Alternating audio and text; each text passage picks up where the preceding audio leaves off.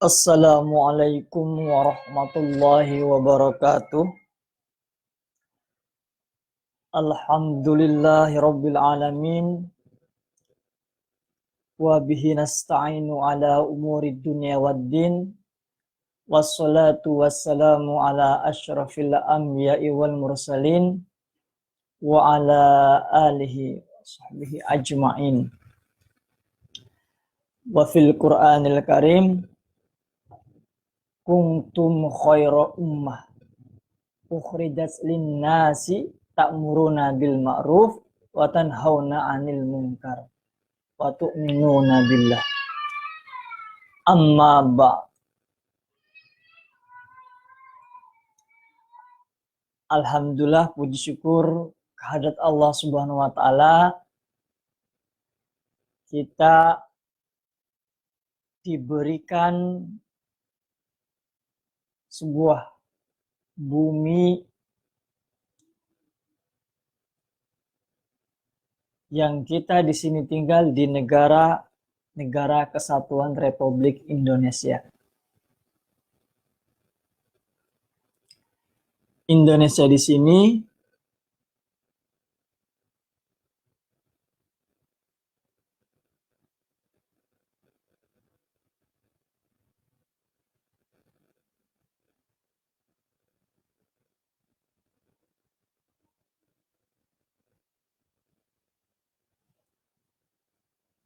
Sholawat dan salam atas Nabi Yuna Muhammad Sallallahu Alaihi Wasallam yang telah mengajarkan kepada kita untuk mencintai bangsanya, untuk mencintai negaranya, untuk mencintai para pemimpinnya, sehingga dengan cinta itu maka akan terjadi upaya ikhtiar untuk membaikan, memajukan rakyat dan bangsanya.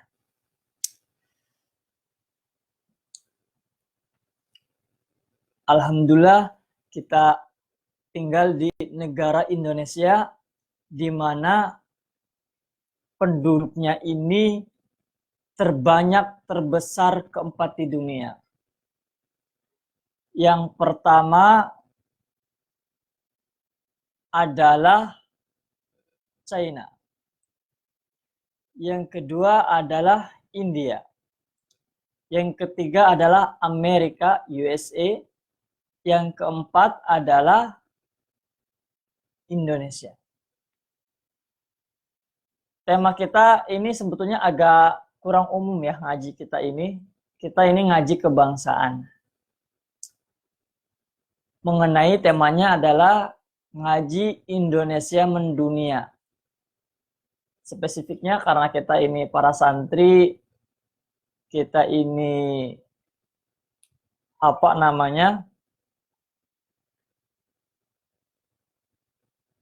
hidup di pesantren, belajar di pesantren, di tempat di pesantren, dan kita lihat pesantren ini ada sebagai modal, capital. Ya, bagaimana kita untuk memajukan bangsa kita, bahkan di tingkat internasional atau tingkat dunia. Nah, ini ahlan wa sahlan, ini ada siapa nih? Dewi Sinta telah bergabung, ada Mbak Lina Marlina. Ahlan wa sahlan Mbak Lina Marlina. Ini alumni Ponpes Salafiyah Satpas Cirebon. Semoga sehat-sehat selalu semuanya.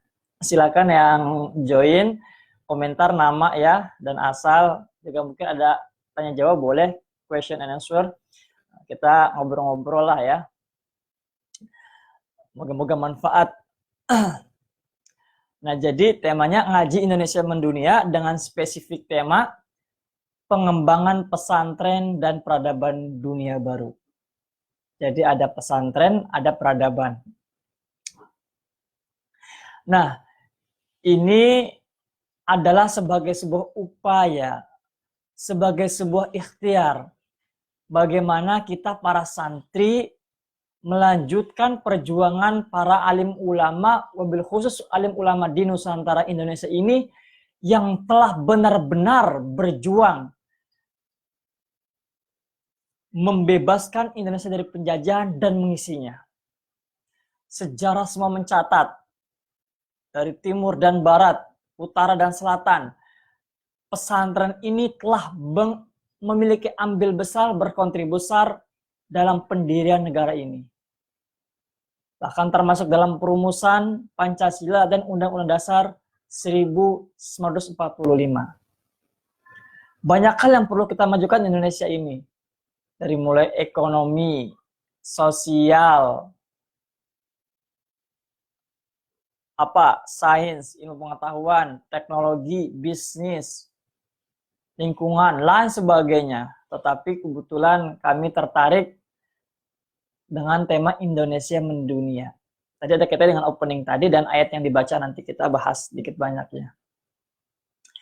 Jadi kebetulan saya sendiri, ini Faisal Hilmi, berupaya ya walaupun sedikit, walaupun itu berawal dari ide yang nanti jadi konsep dan semoga menjadi konkret, membuat gerakan Indonesia mendunia. Nah dulu pada tahun mungkin sekitar 2014 tidak salah ya, dengan co-foundernya, wakil muasisnya itu Faisal Wibowo dari Bogor. Wibowo, gimana kalau melihat say hello ya, bagaimanapun ini salah satu yang mengawali bagaimana pendirian gerakan Indonesia mendunia. Walaupun sekarang nih lagi aktif, sibuk di ring 1 Bupati Bogor ya. Semoga saya selalu dimudahkan aktivitasnya. Nah, jadi gerakan Indonesia mendunia. Nanti bisa buka di website ya. Ada websitenya, itu nama websitenya www.indonesiamendunia.com.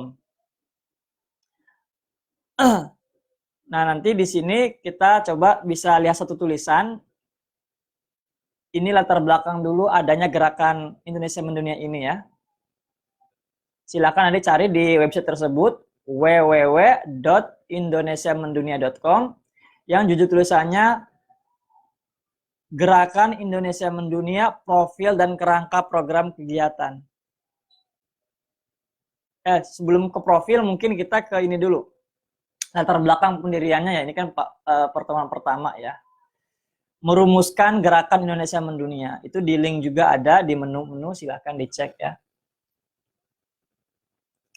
Nah, ini Indonesia Mendunia tadi spesifiknya kepada pengembangan pesantren dan peradaban dunia baru.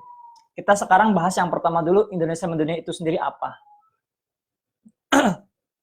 Saat ini Gerakan Indonesia Mendunia di bawah naungan Anamfal, Yayasan Quran Dampak Positif Global. Khususnya kita taruh di pesantren, jadi pengen ini menjadi inspirasi, menjadi inisiator di zaman modern ini, zaman digital, bagaimana kita para santri ikut serta memantapkan gerakan kita untuk memajukan Indonesia, khususnya untuk Indonesia Go Internasional,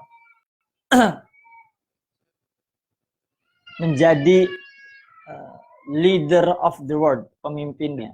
Nah, tadi kita bahas merumuskan gerakan Indonesia mendunia. Tulisan ini saya tulis dan saya presentasikan ini kepada tim mode saat itu ya, di Perpustakaan Utama UIN Syarif Hidayatullah Jakarta tertanggal 26 Agustus 2014. Waktu itu UIN Jakarta belum punya perpus baru seperti sekarang ya, masih perpus utama yang lama. Nah itu alhamdulillah teman-teman dari berbagai agama, ada yang Kristen, ada yang Islam, ada yang dari UIN, UNPAD kalau tidak salah, yang Kristen dari Kristen itu kalau nggak salah dari kampus Trisakti. Nah sedangkan yang Hindu atau Buddha itu ada Marvan kalau tidak salah itu dari UGM ya. Kalau tidak salah dari Jogja kampusnya UGM kalau tidak salah. Ada dari UI, Muslim juga dan sebagainya. Jadi backgroundnya beberapa anak muda kalau nggak salah 5 apa 7 apa nyampe 10 ya. Anak muda yang punya ide bersama-sama memajukan Indonesia. Spesifiknya ini adalah Indonesia mendunia. Nah sekali lagi kita akan bahas terminologi Indonesia mendunia ini.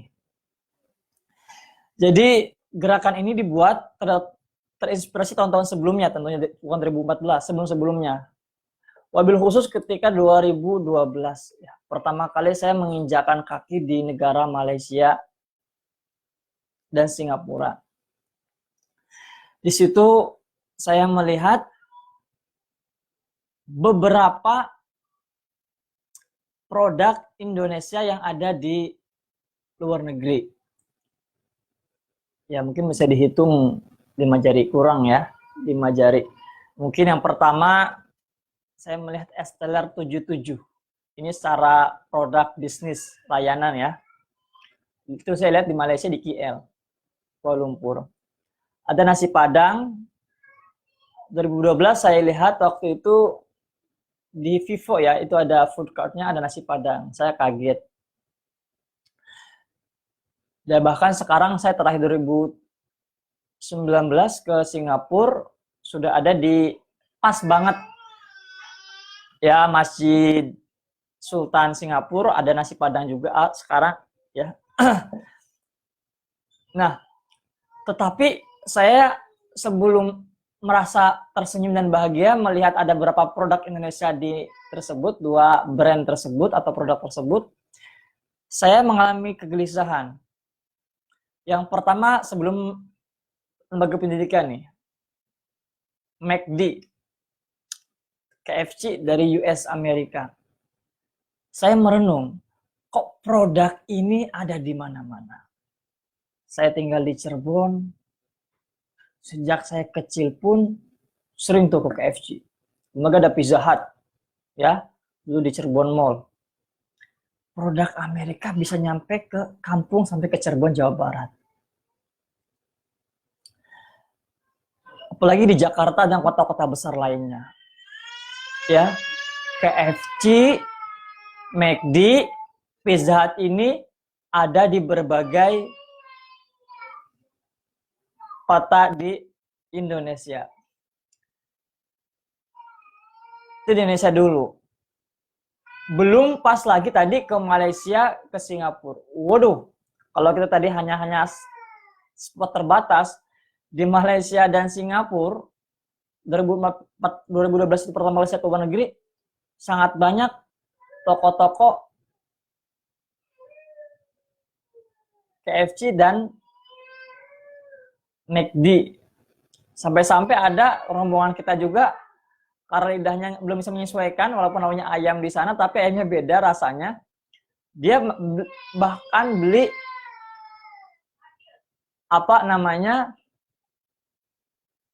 makanan di McD. Itu pun tanpa sepengetahuan kami yang membimbing, tiba-tiba oh nggak ada, oh ternyata dia nyari di McD.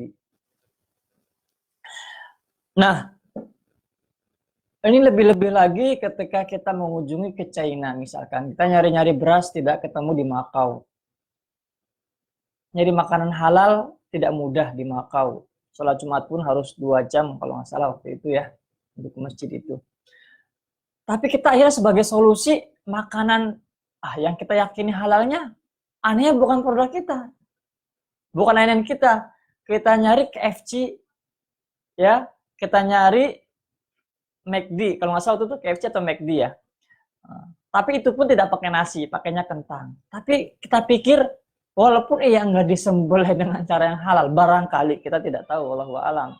Di situ nggak ada label halalnya ya. Setidaknya itu ayam gitu, bukan daging babi ataupun yang kita khawatirkan. Nah, ini dalam rangka, dalam istilah fikih ini, untuk meminimalisir mudorotnya. Nah, waktu ke Korea juga sama. Cuman di Korea beberapa ada makanan halal ya. Di Thailand juga, di Filipina. Tapi selalu menjadi solusi itu di luar negeri itu KFC, McD, KFC, McD. Dan tentu ini sudah tersebar di berbagai negara. Mungkin sudah 100 negara buka cabangnya ya, produk dari Amerika. Saya berpikir itu, dan kita menikmati layanan itu. Terus saya juga berpikir bagaimana Coca-Cola jadi minuman favorit, Fanta, Sprite dan sebagainya. Saya berpikir juga internet, ya, ada Facebook, WA, misalnya kita pakai sekarang ini buatan Amerika. Kita pakai, kita manfaatkan. Kita banyak menggunakan ratusan juta di Indonesia, 200 juta lebih. Kenapa kita tidak punya sendiri media sosial yang kita bisa manfaatkan? Kalau nggak salah, Korea punya Kakao Talk ya. Lain dari mana sih? Tapi kalau Korea memang Kakao Talk. Cina ada lagi, Cina lain kalau nggak salah ya. Dia punya sendiri juga. Kita pakai media-media tersebut. Dan kita memang memanfaatkannya. Ada kurang, ada kelebihannya. Nah, terus kita spesifik ke pengaruh politik. Ya, di mana-mana pengaruh Amerika, pengaruh Eropa, Asia, negara-negara seperti Jepang, sebelum Cina maju seperti sekarang, Cina belum, waktu Jepang, ya, terus Cina, Korea Selatan, itu mereka berpengaruh sekali dalam kehidupan kita. Apa yang kita tonton, apa yang kita lihat, apa yang kita makan, apa yang kita rasakan, bahkan jadi ini menjadi tambah kegelisahan. Ditambah lembaga pendidikan. Di Jakarta ada Wall Street. Kalau tidak salah ini dari Amerika, Wall Street ini ya. Lembaga kursus bahasa Inggris lah. Di Pondok Indah Mall ada. Bayarnya mahal banget ya. Di Inggris kalau tidak salah punya English First. Dulu namanya Education First, EF ya. Sampai ke Cirebon juga, kota-kota lain juga ada. Itu dari luar negeri. Dan memang kalau untuk kursus bahasa Inggris kita punya LIA. Tapi saya belum melihat tuh, LIA ada tidak di luar negeri. Apakah sekarang sudah ada atau belum? Saya diinfokan kalau ada yang tahu ya. Nah, oke. Ini negara-negara yang katakanlah saat ini mayoritasnya bukan Muslim ataupun Islam. Kita spesifik kepada negara-negara yang spesifiknya ini adalah negara-negara Muslim.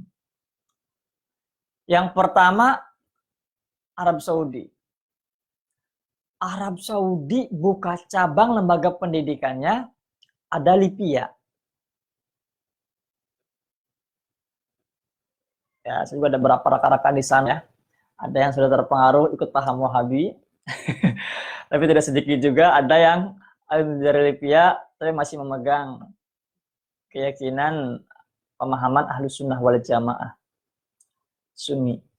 Nah, di sini yang jadi kegelisahan kita bahas adalah mereka buka cabang di negara kita. Itu di Pejaten Village ada ya. Bahkan kemarin sempat mau bikin cabang lagi.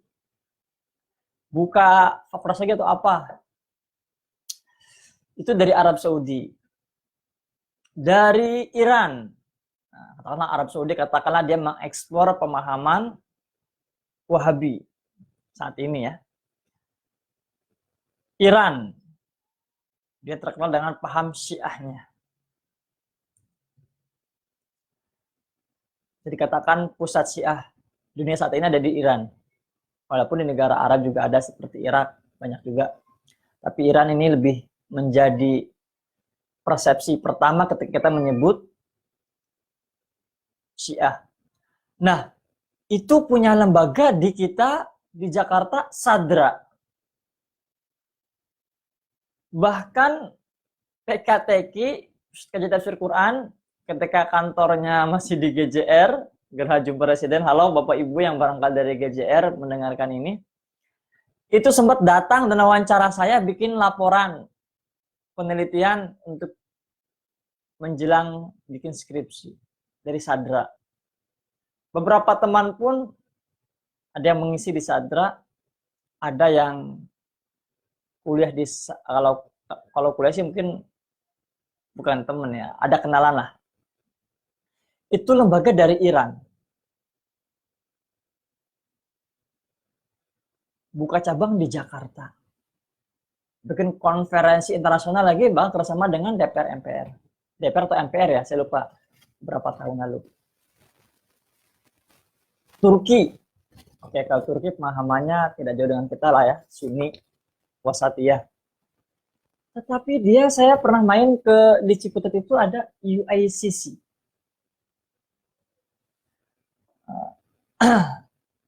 UICC ini pesantren lah. Waktu yang saya datangi sih pesantren mahasiswa ya. Ikut program di sana dan nanti setelah sekian bulan atau bahkan sekian tahun program di Turki langsung. Sangat menarik. Nah, di situ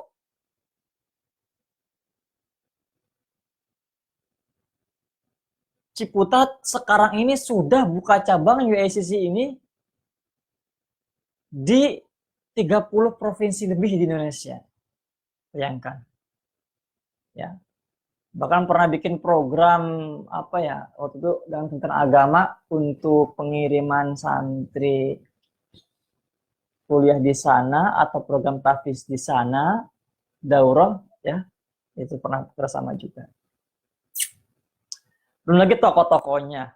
Di Turki ada Fethullah Gulen, itu di UIN Jakarta sampai pernah di bawah gedung rektor punya kantor tersendiri ya, walaupun ketika dianggap sebagai lawan politiknya tanda kutip teroris, itu tidak ikut pembahasan itu ya. Tapi akhirnya di UIN Jakarta pun diadakan Fethullah Gulen itu. Nggak tahu kalau kantor yang berubah, tapi harus di bawah rektor itu sudah tidak ada lagi di UIN Jakarta. Perpustakaan, ada Iranian Corner untuk Iran di Fakultas Usuluddin. Saudi Arabia juga ada di pusat utama waktu itu saya lihat. Terus juga ada Turki juga buka kelas program bahasa, termasuk Iran juga bahasa Iran. Pertanyaannya, mereka buka-buka di kita. Bangsa kita, umat kita, apakah terfikirkan, apakah sudah untuk buka-buka di berbagai negara tersebut? Ini bukan dalam rangka kita tidak suka. Kita suka-suka saja dapatin beasiswa ya. Tetapi ini yang jadi babnya adalah fastabiqul khairat. Yang jadi babnya adalah yang kita bahas ini adalah khairu ummah. Khairun nas anfa'hum linnas dalam hadis Nabi yang sangat terkenal digunakan untuk kita berkontribusi, berkiprah seluas-luasnya, sebanyak-banyaknya manusia. Kalau mereka berkontribusi kepada kita, memberikan beasiswa kepada kita, memberikan produk, layanan, servis kepada kita, bagaimana kita ini bisa memberikan layanan, bisnis, pendidikan, program, culture dan sebagainya mewarnai. Termasuk dalam tulisan ini yang jadi renungan saya adalah ketika pemuda-pemuda kita termasuk di berbagai belahan bumi yang pada pakai jeans. Itu tentu awalnya bukan budaya kita. Dari Eropa, Amerika. Akhirnya kita pun menggunakannya. Ya, kalau saya sih jarang sekali ya. Tapi banyaklah pemuda kita khususnya ya pakai. Apakah ada yang salah? Ya nanti bisa diskusi lebih lanjut, tapi setidaknya ini tadi dalam rangka fastabiqul khairat, dalam rangka khairnas anfa'hum linnas. Dia telah memberikan warna kepada kebudayaan kita sampai menggunakan jeans. Akhirnya saya pun punya opsi, punya alternatif bagaimana kita punya batik. Nah, ini kebetulan kemarin saya ngisi pengajian termasuk ini juga pakai batik. Nah, kalau sekarang pakai koko dulu. Biar setiap hari jangan bajunya yang sama lah ya. Udah sehari 5 kali pengajian, sharing-sharing, isi kajian, masih pakai baju batik yang sama. Ya pada beberapa baju batik juga. Nah ini sekarang pakai koko dulu. Bisa juga yang tadi lagi nyiapin hari ini. Nah jadi batik bagaimana bisa digunakan di tempat. Percaya diri. Waktu saya nulis ini, 2014, tahun-tahun sebelumnya, banyak anak muda yang masih malu pakai batik.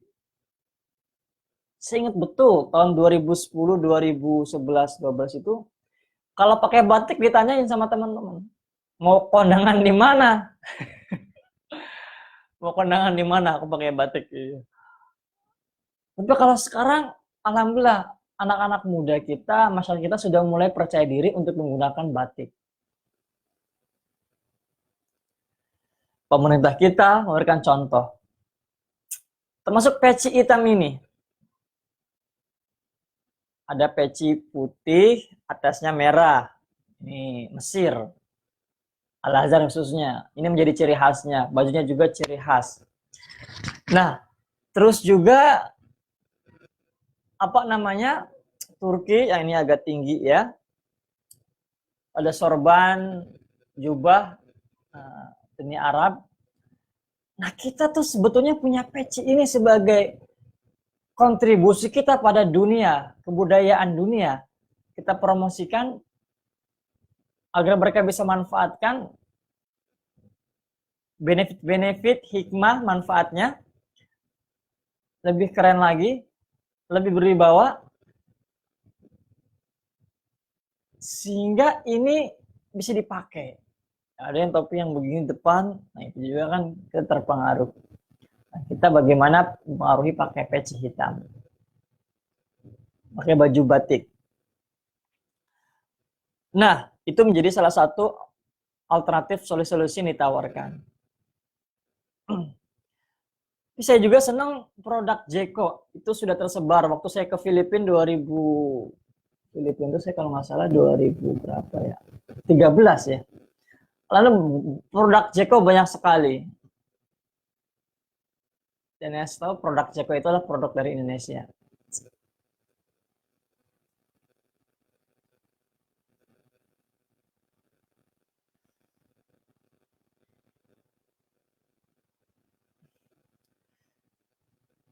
Nah,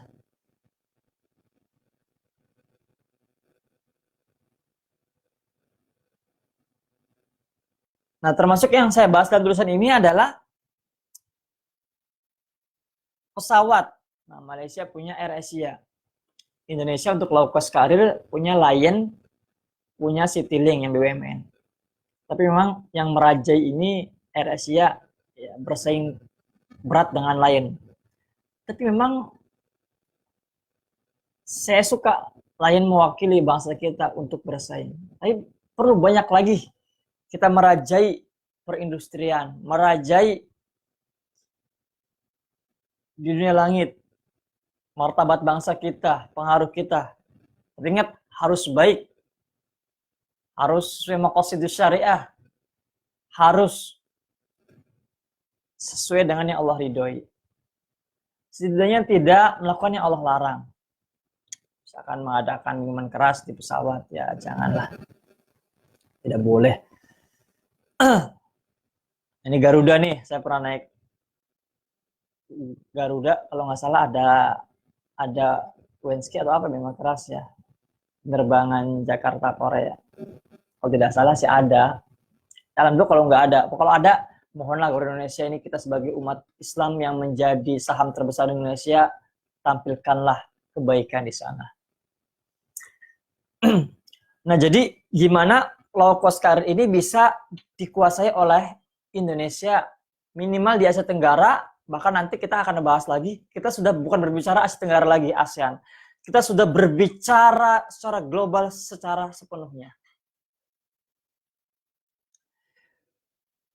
Dan juga seperti layanan keuangan, seperti Western Union. Ya. Masya Allah, sampai kampung-kampung.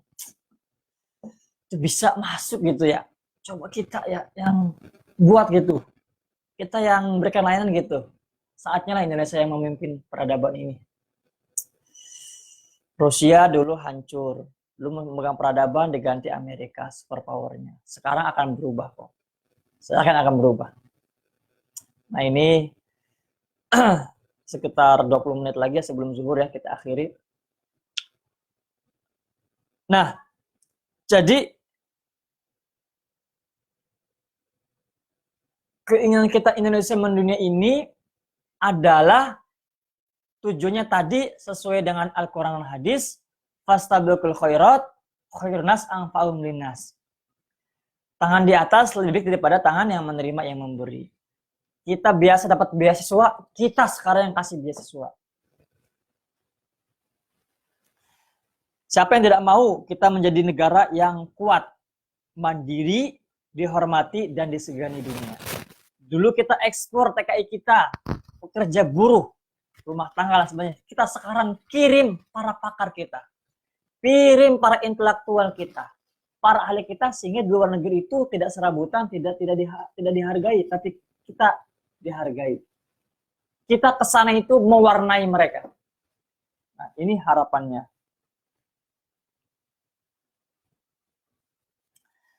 Nah, gerakan Indonesia ini saya bahas juga gak pakai nanti-nanti, mulai sekarang juga. Memang ini tidak mudah ya. Jadi saya juga terinspirasi oleh Soekarno. Soekarno itu ketika Indonesia mau merdeka dan baru merdeka, itu sudah berbicara sekalian selalu internasional, selalu global. Soekarno lah yang menginspirasi sehingga adanya gerakan non-blok. Soekarno pula yang menginspirasi adanya tandingan PBB. Karena PBB dianggap tidak adil, tidak fair, dan sebagainya. Akhirnya bikin tandingan Ganevo. Ini saya bahas juga dalam buku mengenai kebudayaan yang dulu diadakan di Bali 2012 dengan judul saya Budaya Ber-TKI dan Martabat Bangsa. Nah, jadi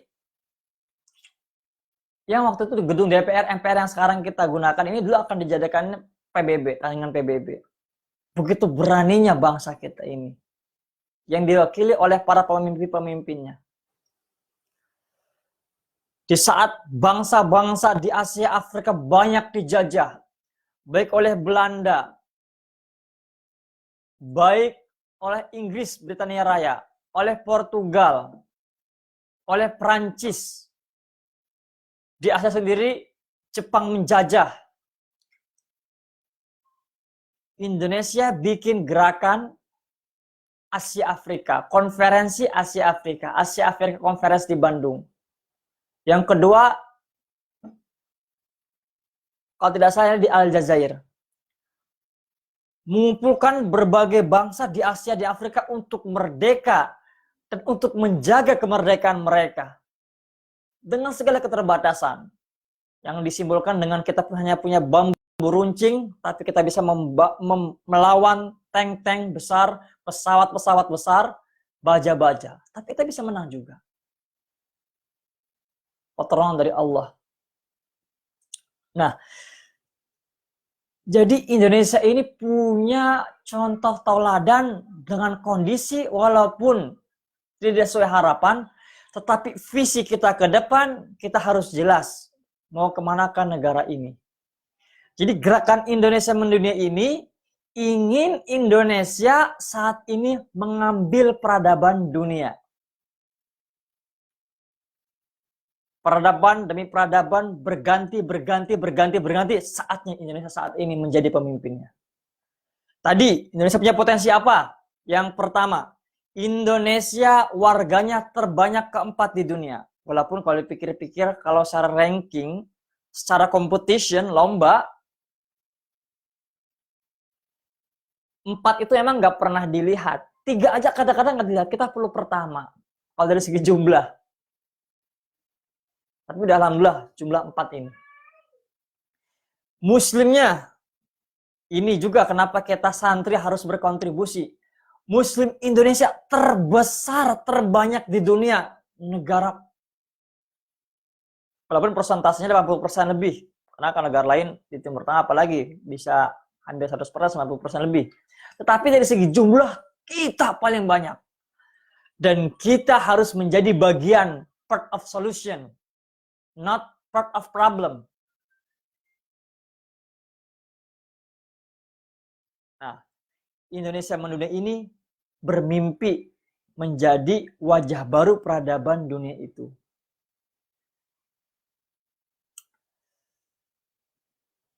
untuk peradaban itu kan sangat luas sekali. Kalau kita sebagai orang pesantren, kita ambil posisi pesantrennya. Sekarang kita berbicara umat muslim khususnya.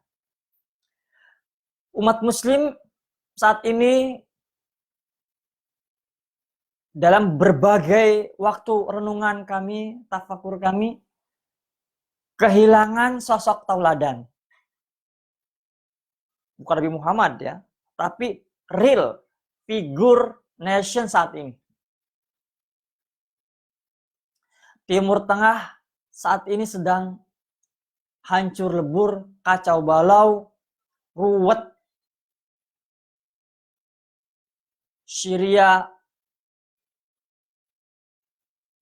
kita doakan negara-negara saudara-saudara kita. Al-Fatihah. Semoga dapat balik kembali. Syria, Suriah hancur lebur. Bahkan ulamanya, Syekh Al-Buti ditembak mati ketika mengadakan kajian tafsir di masjid. Perang saudara, Sunni Syiah, dan kelompok teroris. Ya. Irak, politiknya masalah.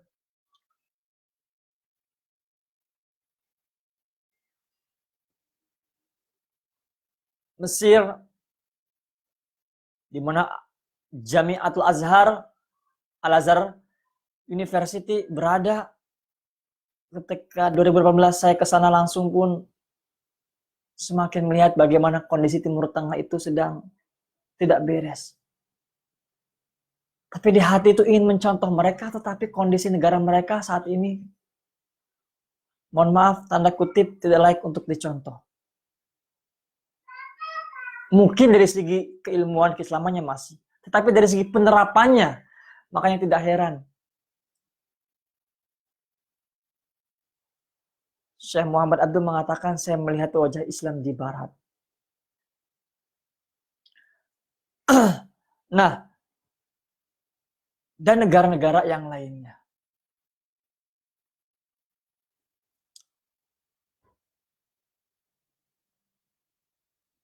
Arab Saudi alhamdulillah masih stabil.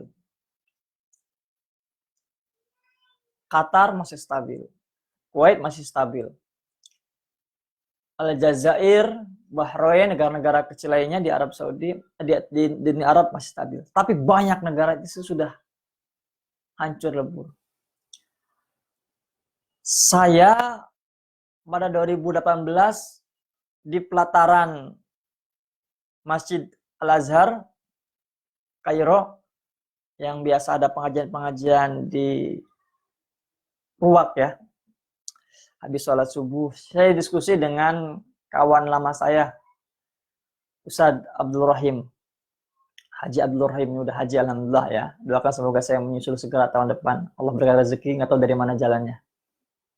Bersama istri dan ibu. Diskusi, melihat negara ini. Saya sendiri ketika ke Mesir, Masya Allah, kaget, transportasi jalannya ruwet sekali. Bahkan saya selama 2 minggu di sana 2 kali melihat orang berantem di jalan.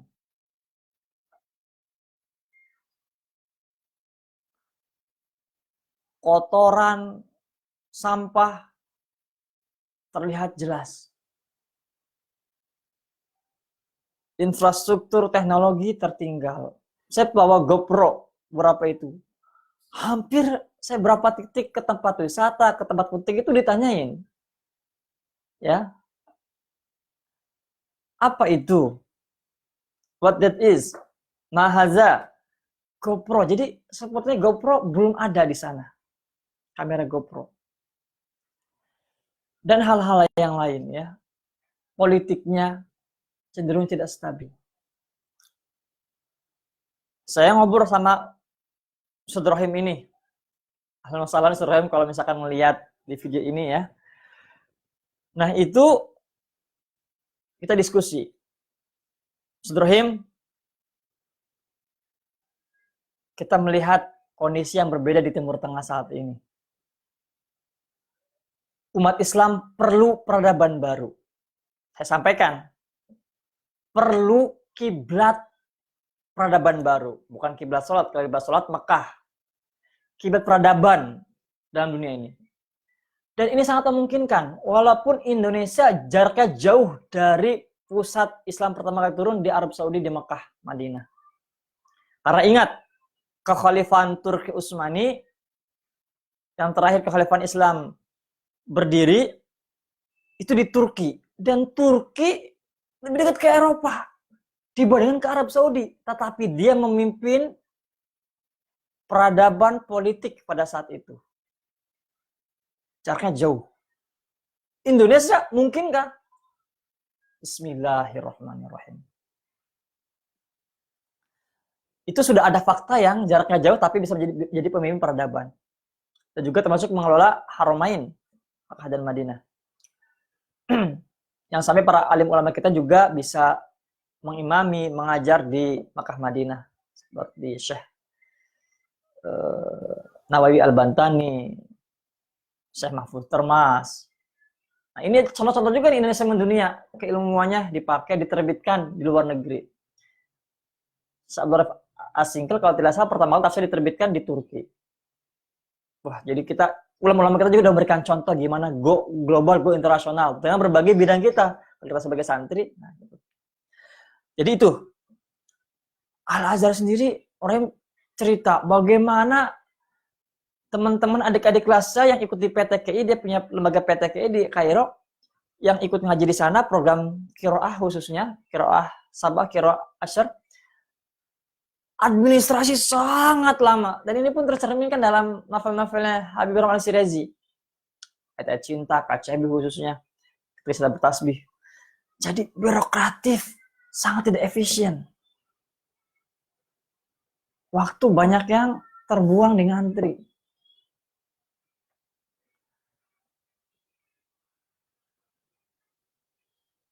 Renungan itu akhirnya sampai pada kesimpulan, kalau Indonesia ingin menjadi memimpin peradaban dunia, khususnya bagi umat Islam, kata Rahim ini yang sekarang lagi ngambil S3 di Dual Arabi, alhamdulillah, satu di Jakarta bareng sama kita, satu gedung beda kamar, S2 di Dual Arabi udah lulus, sekarang ngambil S3, beasiswa dari Kementerian Agama. Insya Allah nanti mahasiswa Dual Arabi dapat beasiswa ke Indonesia. Ya, kita udah berubah berpikirnya. Kita ngasih beasiswa ke orang-orang Mesir, ke kita. Nah, ini apa yang bisa kita berikan kepada dunia? Tadi ada batik, ada seni, ada culture, banyak sekali. Kita punya pantai, bisa orang dikunjungi. Kita punya gunung yang sangat indah. Tapi kita sebagai santri, Rahim, kita punya pesantren. Tadi ada lembaga Wall Street, ada lembaga English First, ada UACC, ada Lipia, ada Sadra. Mereka buka cabang di kita. Kita sekarang gantian, kita buka cabang di berbagai negara. Inilah yang menjadi misi dari pesantren Quran An-Anfal. Dunia perlu wajah baru, perlu wajah Islam baru di tengah Timur Tengah yang bergejolak, teroris, Islamfobia. Karena firasat kami, dan ini banyak fakta, banyak ulama juga yang mendukung, kalau kita tidak bersegera mengambil alih peradaban ini ke tangan kita, Indonesia, Nusantara, maka bisa jadi Eropa yang akan menjadi kiblat peradaban itu. Amerika, Eropa, daratan barat itu akan menjadi megang peradaban. Masya Allah. Ustadz daripada Amerika datang ke Indonesia, yang nonton banyak ribuan. Bayarnya 500.000, 1 juta tiketnya. Kita yang mengisi ke Amerika. Kita yang mengisi ke Eropa. Ulama kita. Ingat, tidak ada rasa benci, tapi dalam rangka fastabiqul khairat, dalam rangka khairun nas anfa'uhum linnas. Kita menjadi bangsa yang bermartabat. Kita juga berasal dari bangsa Eropa. Kita juga berasal dari bangsa Amerika. Kita berasal dari bangsa Arab. Kita berasal dari bangsa Asia itu sendiri. Afrika.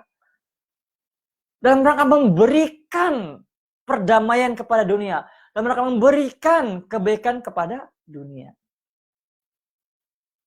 Insya Allah nanti kita lanjut buat obrolan tadi di Masjid Al-Azhar. Kesimpulannya, kita punya pesantren pesantren ini jika buka di berbagai negara akan menjadi agen-agen afceng yang membawa Islam rahmatan lil alamin, membawa pemahaman agama yang moderat tersebar ke berbagai dunia sehingga dunia menjadi aman, damai, sentosa, bahkan maju. Bismillahirrahmanirrahim. Ini tidak mudah, tapi bukan tidak mungkin. Innama amruhu idza arada syai'an ayyakula lahu kun fayakun. Kedua kepada Allah untuk bangsa kita, semoga kita dipilih ya. Kuntum khaira ummat ukhrijat linnas ya'muruna bil ma'ruf wa tanhauna 'anil munkar. Dalam pesantrennya. Ayo pesantren kita buka cabang di berbagai negara, khususnya yang sudah sepuh-sepuh, yang sudah tua, yang sudah menjadi inspirasi bagi pesantren baru, pesantren salaf, pesantren modern, salaf khalaf dan anamfal. Walaupun sekarang masih ngontrak, mimpinya buka cabang di 111 negara 5 benua. Bismillah. Mohon doanya semuanya, dukungannya, masukan saran silahkan. Sekian dari saya untuk part 1 Ngaji Indonesia Mendunia. Semoga menjadi renungan kita sebagai sebuah bangsa agar kita bermartabat, kita mandiri, kita maju, ya, kita menjadikan amal di akhirat nanti berberat. Walaupun kita banyak dosa, walaupun rahmat Allah yang buat kita masuk surga. Insya Allah ini ikhtiar manusia. Semoga bermanfaat. Mohon maaf kalau ada salah-salah kata. Wabillahi taufiq wal hidayah. Wassalamualaikum warahmatullahi wabarakatuh. Indonesia mendunia.